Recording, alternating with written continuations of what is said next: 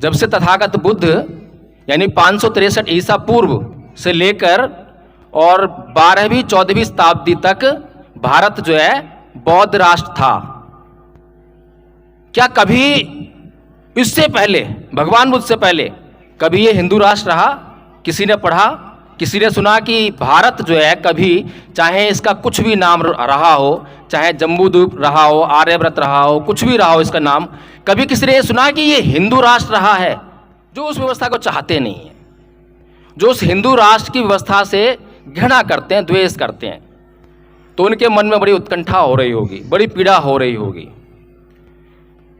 तो क्या हमें पीड़ा करनी चाहिए?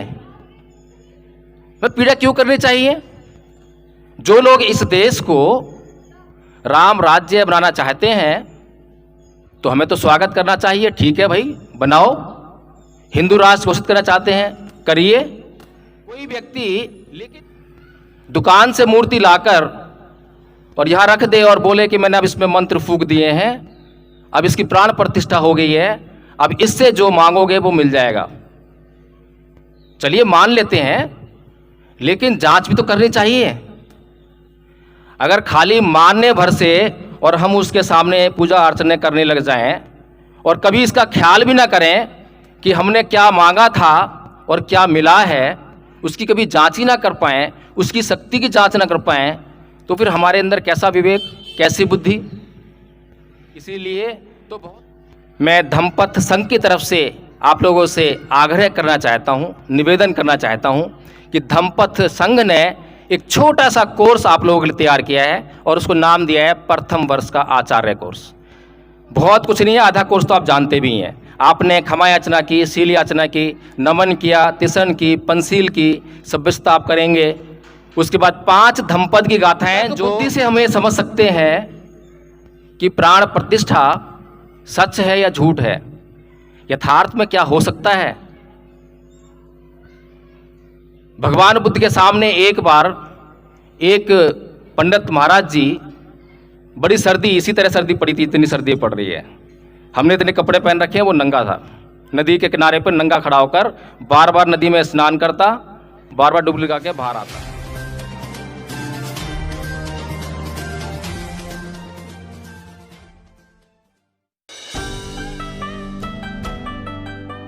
या जब कोई भी व्यक्ति शमशान भूमि जाता है तो हम जान जाते हैं कि ये मृत्यु जो है हमको भी आनी है, हम भी मरेंगे।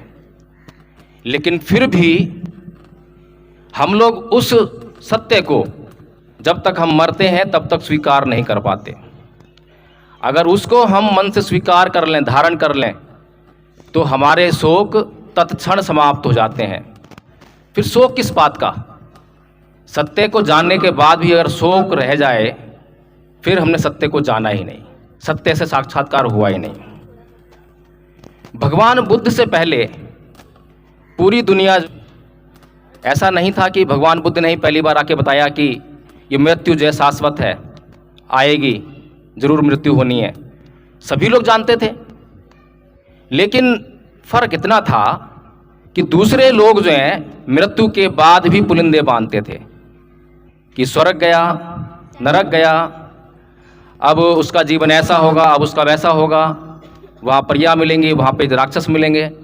नाना प्रकार की कथा कहानियों से लोगों को भ्रमित करके और शोक में ही डालने का काम करते थे, आसक्तियों में फंसाने का काम करते थे, ताकि अभी दूसरी संस्कृति जो है रोने पीटने की बात करती है, बहुत शोक हो रहा है, बहुत शोक हो रहा है। लेकिन तथागत बुद्ध शोक से व्रत रखने की आपको बात करते हैं कि शोक नहीं करना है। एक बोधिसत्व की कहानी सुनाऊंगा। एक बोधिसत्व खेतों में काम कर रहे थे। उनका 5-7 साल का बच्चा, एक ही बच्चा था, और वो पास ही खेल रहा था। अचानक सांप ने उसे काट लिया और उसकी मृत्यु हो गई। तो बोधिसत्व ने देखा कि उसकी मृत्यु हो गई है, उसकी लाश को किनारे लगाया, एक साइड में किया और पुनः अपना काम करने लगा। कोई व्यक्ति वहाँ से गुजरा जो उसके घर जा रहा था, तो उसे कहा कि भाई मेरी पत्नी से कहना कि आज जो है सिर्फ 2 ही आदमी का भोजन लेकर आए।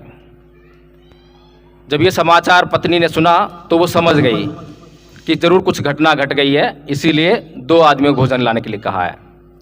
वह भोजन लेकर आई, दोनों पति पत्नियों ने वह भोजन किया आराम से, और भोजन कर चुकने के बाद फिर अपने बच्चे का जो अंतिम संस्कार था वो किया, और उसके बाद फिर से अपने काम में जुट गए। ये प्राकृतिक नियम है, ये सच्चाई है। लेकिन कितने लोग हैं संसार में जो इस सच्चाई के साथ जीना पसंद करते हैं। हर व्यक्ति जो है अपने परिजनों की मृत्यु पर शोक करना चाहता है, हर व्यक्ति रोना चाहता है, पीटना चाहता है, उनको और याद करना चाहता है, जिस बात से दुख होना है उसको और बार बार करना चाहता है। तथागत बुद्ध कहते हैं कि जाति पि दुखा, जरा पि दुखा, व्याधि पि दुखा, मरणाम पि दुखा, शोक परिदेव दोमनस्य उपाया सापि दुखा। प्येहि विपयोगो दुखो अप्येहि संपयोगो दुखा, यम्पि छंगने लभति तम्पि दुखं, पच्चुपादान खंदापि दुखा। यानी कि जन्म लेना दुख है, रोग दुख है, बुढ़ापा दुख है, मरना दुख है, प्रियजनों का बिछुड़ना दुख है, और अप्रियजनों का मिलना दुख है। कुल मिलाकर 5 स्कंदों से निर्मित ये जो शरीर है ये दुखों का घर है। हमें जितने भी दुखों का अनुभव हो रहा है वो इस शरीर के कारण हो रहा है। बुद्ध ने इस सच्चाई को जाना और इस सच्चाई से बहुत से लोगों का साक्षात्कार कराया। बुद्ध की बात से किसी ने इनकार नहीं किया। अगर बुद्ध की बातों में सच्चाई ना होती, झूठ होता, तो बिना हथियार के, बिना हिंसा किए इतने दूर तक संसार भर में बुद्ध का धम्म ना फैला होता। लेकिन ये हमारा दुर्भाग्य है, ये इस भारत भूमि का दुर्भाग्य है, ये इस संसार का दुर्भाग्य है कि इतने बड़े कल्याणकारी मार्ग से वो व्रत हो गया, छूट गया, पीछे रह गया। तो आज हमें पुनः उसी संस्कृति की तरफ बढ़ना है, उसी धर्म की तरफ बढ़ना है। अभी कुछ लोग कल कुछ और करने जा रहे हैं, प्राण प्रतिष्ठा का उसको नाम दिया है। तर्क बुद्धि से हम ये समझ सकते हैं कि प्राण प्रतिष्ठा सच है या झूठ है, यथार्थ में क्या हो सकता है। भगवान बुद्ध के सामने एक बार एक पंडित महाराज जी, बड़ी सर्दी, इसी तरह सर्दी पड़ी थी, इतनी सर्दी पड़ रही है, हमने इतने कपड़े पहन रखे हैं, वो नंगा था, नदी के किनारे पर नंगा खड़ा होकर बार बार नदी में स्नान करता, बार बार डुबकी लगा के बाहर आता। अब भगवान बुद्ध ने उसको देखा, उन्हें भी थोड़ी सी पीड़ा होने लगी, ये क्या कर रहा है, इतना कष्ट झेल रहा है। उसके पास गए, दुखों को दूर करना तो उनके धर्म का उद्देश्य है। तो पूछा, भाई क्या कर रहे हो? कि मैं स्वर्ग जाने की तैयारी कर रहा हूँ, मैं बार बार जो है इस नदी में डुबकी लगाकर अपने शरीर को कष्ट दे रहा हूँ, और उनको कष्टों से जो है मेरे को मार्ग मिलेगा, स्वर्ग जाऊँगा मैं। कुछ इस तरह की बातें उसने भगवान बुद्ध को बताई। अब भगवान बुद्ध ने उसको समझाने के लिए एक तरीका अपनाया और कहा, भाई एक काम करो, ये बताओ कि जो नदी है, अगर तुम्हें उस दूसरे किनारे पे जाना हो तो कैसे जाओगे? तो वह बोला कि या तो मैं तैर के आ सकता हूँ, या मैं नाव बनाऊँ उससे आ सकता हूँ, या पुल बनाऊँ उससे आ सकता हूँ। तो भगवान बुद्ध ने कहा कि इसके अलावा कोई और तरीका भी है क्या जो नदी को पार कर सके? बोला नहीं, इसके अलावा और कोई तरीका नहीं है।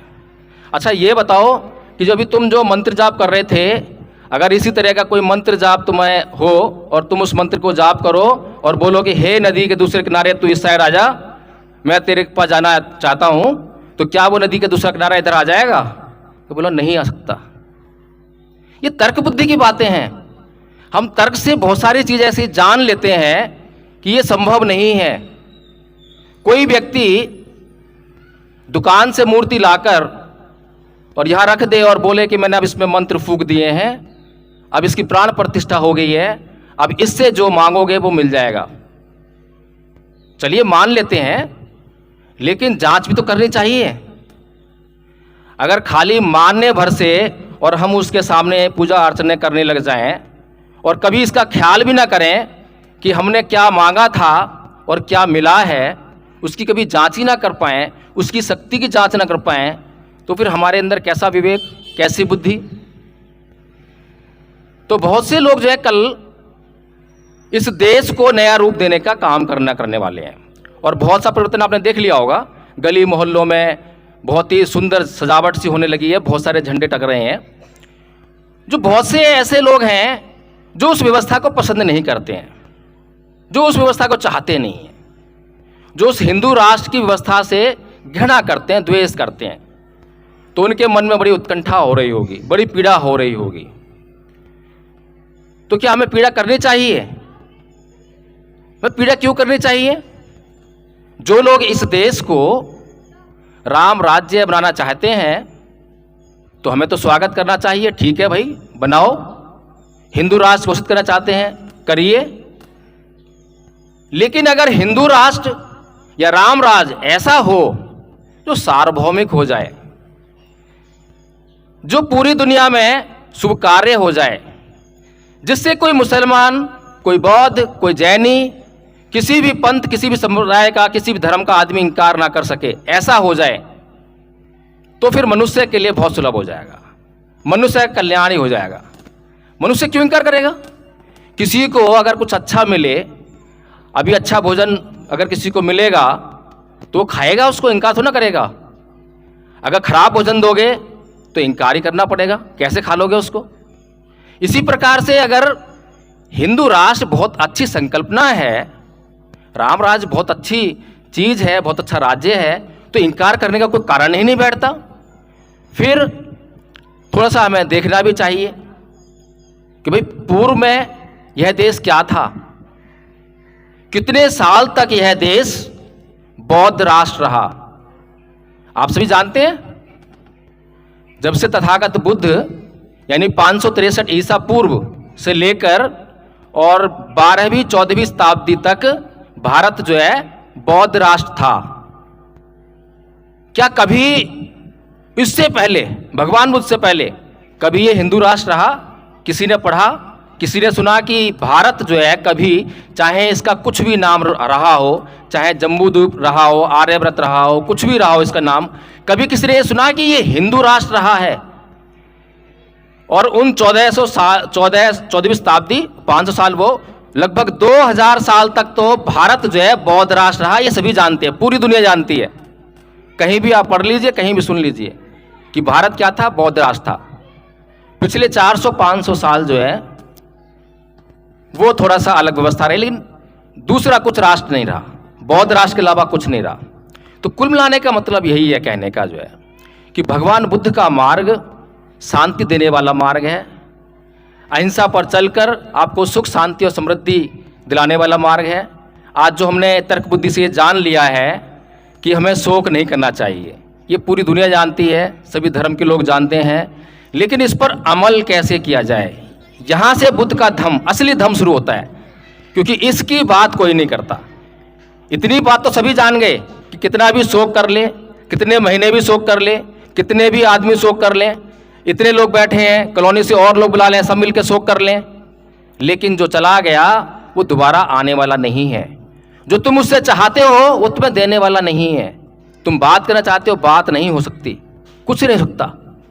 फिर भी हम शोक कर रहे हैं, जानकर भी शोक कर रहे हैं। कारण क्या है? कारण तो चित्त में विद्यमान है, हमारे चित्त में प्रॉब्लम है। जैसे ही बच्चा जन्म लेता है तो तुरंत ढोल नगाड़े शुरू हो जाते हैं, उछलना, कूदना, गाना, रोता कोई नहीं उस समय। कोई ये नहीं सोचता कि इसकी मृत्यु भी होगी। कोई सोचता है क्या? उस टाइम तो मृत्यु का शब्द भी इस्तेमाल करना गुनाह हो जाता है। जो सत्य है उसकी बात करना गुनाह हो जाता है। अगर उसी समय जब बच्चा जन्म ले रहा है सावधान हो जाएं कि भाई बच्चा जन्म तो ले रहा है, लेकिन इसके साथ में रोग, बुढ़ापा, बीमारी, मृत्यु सब कुछ जुड़ा हुआ है, इसलिए समता में रहो और समता में रहकर सब कुछ स्वीकार करो। अगर बचपन से ही हमें अगर ये शिक्षा दी जाए समता में रहने की, कि सब कुछ आपकी निंदा हो रही है तब भी समता में रहो, अगर आपकी प्रशंसा हो रही है तब भी समता में रहो, अगर इसका व्यवहार हम बचपन से ही करने लग जाएं तो हमारे जीवन में कितने भी कष्ट आएंगे, कितनी मृत्यु होंगी, कितने भी प्रियजन जाएंगे, लेकिन हमें कष्ट होने वाला नहीं है, क्योंकि हमने बचपन से लेकर जवानी तक और जब तक मरेंगे तब तक आसक्तियों का ही अभ्यास किया है, आसक्तियों का अभ्यास किया है। अब भी आसक्तियों का अभ्यास कर रहे हैं और लगातार आसक्तियों का ही अभ्यास करने वाले हैं। तो भगवान बुद्ध का इतना महत्वपूर्ण धम्म जो आपको हर प्रकार के दुख से मुक्त करने वाला है, उसका तो हम कुछ जानते ही नहीं है, उसकी प्रैक्टिस ही नहीं करते हैं। आज जो यहाँ पर हुआ है, ये जो शांति पाठ कहें, इसको परित्राण पाठ कहें या कुछ भी कहें, इसका उद्देश्य, अगर शांति पाठ कहें तो यहाँ कुछ भी कर लें आपको शांति प्राप्त होने वाली नहीं है, क्योंकि कारण आपके चित्त में विद्यमान है। आपके चित्त का जो विकास अब तक हुआ है उसी से जो आउटकम निकल के आ रहा है, अभी उसको आपको भोगना ही पड़ेगा। लेकिन हाँ, अगर हम इतनी जानकारी लेते रहें, इतना जानते रहें कि ये दुख का कारण हमारे चित्त में विद्यमान है, आसक्तियों के कारण हो रहा है, लोभ मोह काम क्रोध इनके कारण हो रहा है, जब हमारी जानकारी होती रहेगी तो हम उनसे छुटकारा पाने का प्रयास करते रहेंगे, और जितना हम प्रयास कर पाएंगे उतना तो हम दुखों से मुक्त हो ही जाएंगे। तो इसीलिए दूसरे लोग क्या कर रहे हैं क्या नहीं कर रहे हैं, क्योंकि भगवान बुद्ध ने धम्मपद में कहा है कि न परेसंग विलोमानी न परेसंग कथा कतंग अतनो व्यवेख्य कतानी अकतानी च, कि दूसरे क्या कर रहे हैं क्या नहीं कर रहे हैं ये महत्वपूर्ण नहीं है, लेकिन हम क्या कर रहे हैं और हम क्या नहीं कर रहे हैं ये सबसे ज़्यादा महत्वपूर्ण है। ये जो बाहर का संसार है ये हमारे भीतर से उत्पन्न हो रहा है, सभी जान रहे हैं इस बात को। ये जो बाहर का संसार है ये हमारे भीतर से उत्पन्न हो रहा है। अगर इस समाज में हिंसा व्याप्त है, क्रोध है, द्वेष है, ईर्ष्या है, राग है, आई कहाँ से है? अगर मैं अपने आप का अपना परिष्कार कर लूँ, अपने चित्त को परिशुद्ध कर लूँ, तो उससे बात क्या होने वाला है? एक महामानव इस पृथ्वी पर आया जिसने अपने चित्त को परिशुद्ध कर लिया, पूरा शुद्ध हो गया। फिर उसके बाद क्या हुआ? उसने और लोगों को ढूंढा, उन्होंने उनकी बात मानी, वो भी परिशुद्ध हो गए, और लोग आए, जितने प्रभाव में आते गए लोग, सबका चित्त जो है शुद्ध होता गया। और फिर एक ऐसे समाज का निर्माण हुआ, एक ऐसे वातावरण का निर्माण हुआ जिसमें सुख शांति और समृद्धि थी। तो जो सुख शांति और समृद्धि को चाहने वाले हैं वो भगवान बुद्ध की शरण क्यों नहीं आएंगे? लेकिन समस्या ये है कि भगवान बुद्ध का मार्ग बताने वाले लोग भी तो चाहिए। भगवान बुद्ध का मार्ग बताने वाले लोग होंगे तो निसंदेह भगवान बुद्ध का धम्म फैलेगा, और भगवान बुद्ध का मार्ग बताने के लिए हमें बुद्ध के धम्म का अध्ययन भी करना पड़ेगा। इसीलिए मैं धम्मपथ संघ की तरफ से आप लोगों से आग्रह करना चाहता हूँ, निवेदन करना चाहता हूँ कि धम्मपथ संघ ने एक छोटा सा कोर्स आप लोगों के लिए तैयार किया है और उसको नाम दिया है प्रथम वर्ष का आचार्य कोर्स। बहुत कुछ नहीं है, आधा कोर्स तो आप जानते भी हैं। आपने खमा याचना की, शील याचना की, नमन किया, तिसन की, पंसील की, सभ्यता आप करेंगे। उसके बाद 5 धम्मपद की गाथाएं जो कोई याद नहीं करता, धम्मपद से कोई सरोकार नहीं रखता, जबकि सारा धम्म का निचोड़ जो है वो धम्मपद में है। तो 5 पहली धम्मपद की गाथाएं उसमें हमने डाल दी हैं।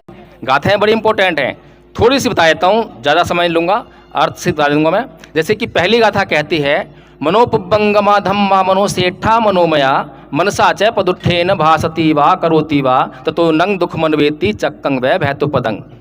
यानी कि मन ही सभी प्रवृत्तियों का अगुआ है, सभी बातें, सभी चीज़ें, सभी धर्म जो है मनोमय हैं। यदि आप दुखी मन से, अशुद्ध मन से कोई काम करते हो या बात बोलते हो तो दुख आपका उसी तरह से पीछा करता है जिस प्रकार से गाड़ी को खींचने वाले बैलों के पैरों का पहिया गाड़ी के पहिए करते हैं। बहुत इंपॉर्टेंट बात है। दूसरी गाथा में कहा है, मनोपुब्बंगमा धम्मा मनोसेठा मनोमया मनसा च पसनेन भासति वा करोति वा ततो नंग सुखमनवेति छाया वे अनपायनी। कि यदि आप सुखी मन से, अच्छे मन से कोई काम या करते हैं या कोई बात बोलते हैं तो सुख उसी प्रकार से आपके साथ रहता है जिस प्रकार से आपकी कभी न साथ छोड़ने वाली छाया। तीसरी गाथा में भगवान बुद्ध कहते हैं, अकोच्छी मंग अवधि मंग अजीनी मंग आहासी में ये चतंग उपनयंती वेरंग ते संग न सम्मति। कि उसने मुझे मारा, उसने मुझे डांटा, उसने मुझे लूटा, उसने मुझे जीत लिया। जो इस प्रकार की बातों को अपने मन में बनाए रखते हैं उनका वैर कभी शांत नहीं होता। चौथी गाथा है अकोछि मंग अवधि मंग अजिनी मंग आहासी में ये चैतंग न उपनयंती वेरंग तेसु पश्चिमति।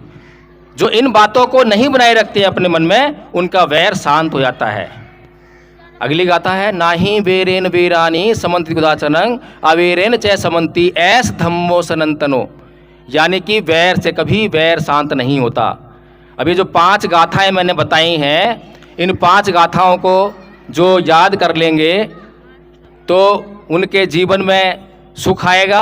फिर जब वो इस धम्म को जान जाएंगे, इतना कोर्स जान जाएंगे, तो और लोगों को भी वो बताने में सक्षम हो पाएंगे। इस तरह से धम्म का प्रचार जो है होने लगेगा। जहाँ गली मोहल्लों में अभी हम दूसरी संस्कृति की बात करते हैं, क्योंकि हमारे पास अपनी संस्कृति, अपने धम्म को प्रचार करने के लिए कुछ बात ही नहीं है। इसीलिए धम्मपद संघ ने ये कोर्स शुरू किया है। जिनकी इच्छा हो वो संपर्क कर लें और उनको कोर्स कराने की जिम्मेदारी हम लेते हैं। आपको बिल्कुल भी कितने भी पढ़े लिखे हैं या नहीं हैं, कुछ भी पढ़ना जानते हैं या नहीं जानते, कोई फ़र्क नहीं पड़ता। गरीब हैं, अमीर हैं, कैसे भी हैं, आप सिर्फ अपनी इच्छा जाहिर कीजिए। कोर्स हम करवाएंगे और कोर्स करवाने के बाद आप निसंदेह भारत भूमि को बौद्ध में करने का प्रयास करेंगे। इसका अपनी बात समाप्त करूँगा। जय भीम, नमो बुद्धाय।